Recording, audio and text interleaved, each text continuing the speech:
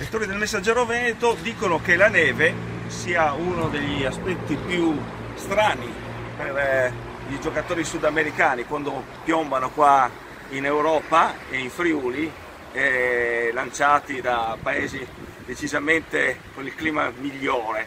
Quindi partiamo dalla neve per parlare di un sudamericano, di Duvan Zapata, che è l'uomo del momento adesso in Italia per aver segnato 4 gol la scorsa domenica e che era un giocatore utilizzato dall'Udinese per 2 anni, utilizzato ma non mai dell'Udinese. Era possibile rilevare Duvan Zapata dal Napoli e non sfruttarlo soltanto in prestito per poi valorizzarlo e lanciarlo definitivamente come ha fatto l'Atalanta quest'anno? Duvan Zapata adesso vale 40 milioni, sarebbe stato veramente un affare, ma il calcio, diciamo, non vive di sé.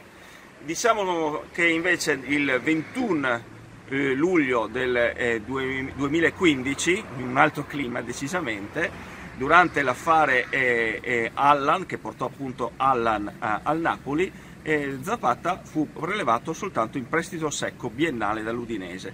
Il Napoli pagò 11 milioni e mezzo secondo Transfermarkt per l'acquisto di Allan e ovviamente appoggiò anche il prestito secco di Zapata. Un'operazione secondo me sciagurata, si poteva sicuramente spendere qualche soldo per rilevare Zapata, che allora valeva 6, 7, 8 al massimo milioni, adesso ne vale 40.